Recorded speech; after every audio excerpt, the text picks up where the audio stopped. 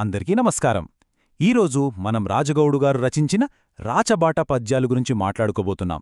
ఈ పద్యాల్లోని అద్భుతమైన జీవిత సత్యాలు ఒక మంచి జీవితాన్ని గడపడానికి ఒక రాజమార్గాన్ని అంటే ఒక రాచబాటని ఎలా చూపిస్తాయో ఆ ప్రయాణం మనం కలిసి చేద్దాం. రాజగౌడు మాట రాచబాట. ఈ ఒక్క వాక్యం ఈ మొత్తం రచనకు ఆయువుపట్టులాంటిది. ప్రతి పద్యం చివర్లో ఇదొక ముద్రలా కనిపిస్తోంది. ఇది కేవలం కవి పేరు చెప్పడం మాత్రమే కాదు.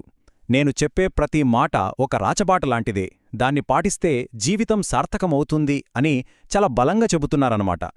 సరే, మన ఈ ప్రయాణంలో 4 ముఖ్యమైన దశలుంటాయి.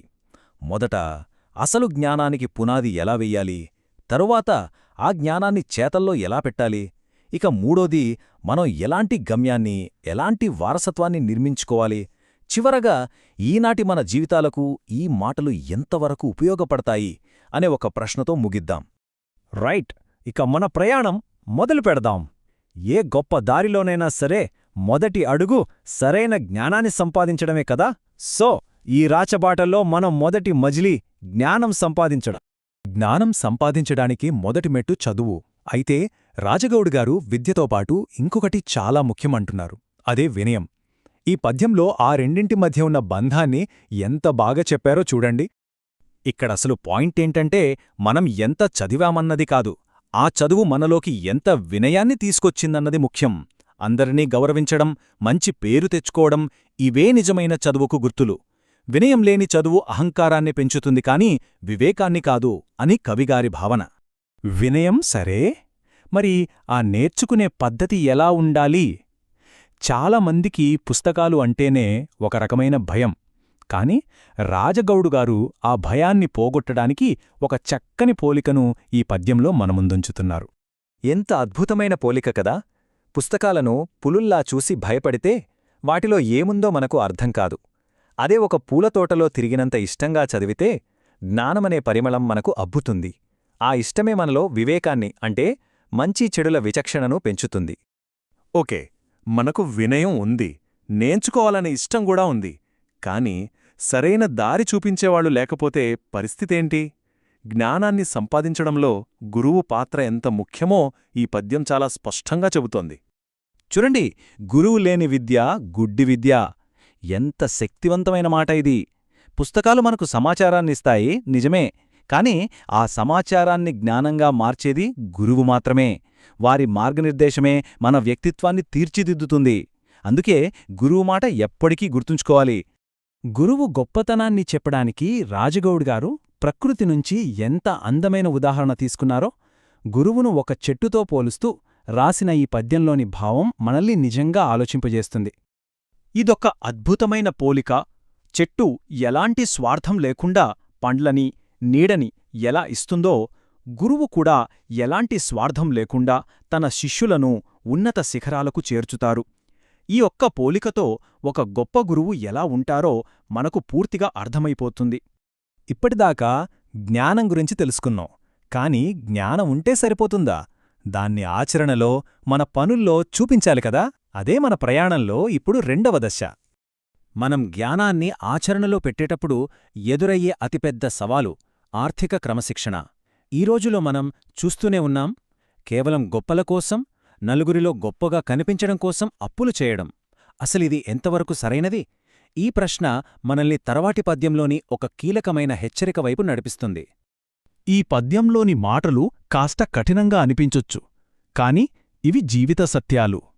గొప్పల కోసం చేసే అప్పులు మనని ఎంతటి ప్రమాదంలోకి నెడతాయో ఈ హెచ్చరిక మనకు చాలా స్పష్టంగా చెబుతోంది. కేవలం ఇతరుల ముందు దర్పాన్ని ప్రదర్శించడానికి అప్పుల జోలికి వెళ్లొద్దు. ఈ రోజుల్లో క్రెడిట్ కార్డులు, ఈజీ లోన్ల వల్ల ఈ ఉచ్చులో పడటం చాలా సులువు. కాని అప్పులు ఎప్పటికైనా ఆపదనే తెచ్చిపెడతాయని ఈ రాచబాట హెచ్చరిస్తోంది. సరే, అప్పుల ఊబిలో కూరుకుపోకుండా నిజమైన విజయం సాధించాలంటే దారి ఏంటి? దానికి సమాధానమే శ్రమ. కష్టపడి పనిచేయడం గురించి ఈ పద్యం ఎంతటి స్ఫూర్తినిస్తుందో. కష్టపడితేనే కలలు నిజమవుతాయి. ఆ కష్టానికి ఓర్పు కూడా తోడైతే ఇక ఓటమి అనేదే ఉండదు. విజయం అనేది శ్రమ, పట్టుదల ఈ రెండిటి కలయిక ద్వారానే సాధ్యమవుతుందని ఈ రాచబాట మనకు స్పష్టం చేస్తోంది. మన ప్రయాణం కేవలం మన వ్యక్తిగత ఎదుగుదలతోనే ఆగిపోదు. మనం సమాజంపై ఎలాంటి ప్రభావం చూపిస్తున్నాం, ఎలాంటి వారసత్వాన్ని వదిలి వెళ్తున్నాం అనేది కూడా అంతే ముఖ్యం. ఈ పద్యంలో దానగుణం గురించి చెబుతూ శిబిచక్రవర్తిని ఉదాహరణగా చూపించారు. తనను శరణు కోరిన ఒక పావురాన్ని కాపాడటానికి తన శరీరాన్నే కోసి ఇవ్వడానికి సిద్ధపడిన గొప్ప త్యాగమూర్తి శిబిచక్రవర్తి. దానగుణం మనిషిని ఉన్నత స్థానంలో నిలబెడుతుంది. ఇచ్చేవారిని ఈ ప్రపంచం ఎప్పుడూ గౌరవిస్తుంది. శిబిచక్రవర్తిలా శాశ్వతమైన కీర్తిని పొందాలంటే ఇచ్చే గుణాన్ని అలవర్చుకోవాలి. సో దానమనేది కేవలం ఒక మంచి పని మాత్రమే కాదు, అది శాశ్వత కీర్తికి ఒక రాజమార్గమనమాట. ఇక సమాజంలో మనకుండాల్సిన మరో గొప్ప గుణం ఐకమత్యం. దీని శక్తిని చెప్పడానికి మహాభారతంలోని పాండవులను ఉదాహరణగా తీసుకున్నారు. 5 అన్నదమ్ములు ఐకమత్యంతో ఉండి రాజ్యాన్ని పాలించారు. పాండవులు ఎలాంటి గొడవలు లేకుండా కలిసికట్టుగా పాలించగలిగారు. ఎందుకంటే వాళ్ల ఐకమత్యమే వాళ్ల గొప్ప ఆయుధం. ఇక్కడ మనం గమనించాల్సిన విషయమేంటంటే, ఐకమత్యమంటే కేవలం కలిసి ఉండటం కాదు, అది ఒక అభేద్యమైన శక్తి, ఒక ఆయుధమని ఈ పద్యం నొక్కి చెబుతోంది. సరే, ఇప్పటిదాకా మనం ఈ రాచబాట నుండి నేర్చుకున్న ముఖ్యమైన పాఠాలను ఒక్కసారి క్విక్గా గుర్తుచేసుకుందాం. పునాది వినయంతో నేర్చుకోవాలి, ఆచరణ కష్టపడి పనిచేయాలి, అప్పులకు దూరంగా ఉండాలి, వారసత్వం దానగుణంతో ఐకమత్యంతో జీవించాలి. ఈ రాచబాట పద్యాలు మనకు ఒక మంచి మార్గాన్ని చూపాయి. అంతా బాగానే ఉంది, కాని అసలైన ప్రశ్న ఇప్పుడే మొదలవుతుంది. టెక్నాలజీతో వేగంతో నిండిపోయిన మన ఆధునిక ప్రపంచంలో వినయం, ఓర్పు, దానగుణం వంటి విలువలకు నిజంగా చోటుందా, లేక ఇవి కేవలం పాతకాలపు మాటలేనా? ఈ ప్రాచీన వివేకాన్ని మన జీవితాల్లోకి ఆహ్వానించడానికి మనం సిద్ధంగా ఉన్నామా? ఈ ప్రశ్న మనందరికోసమే. ఆలోచిద్దాం.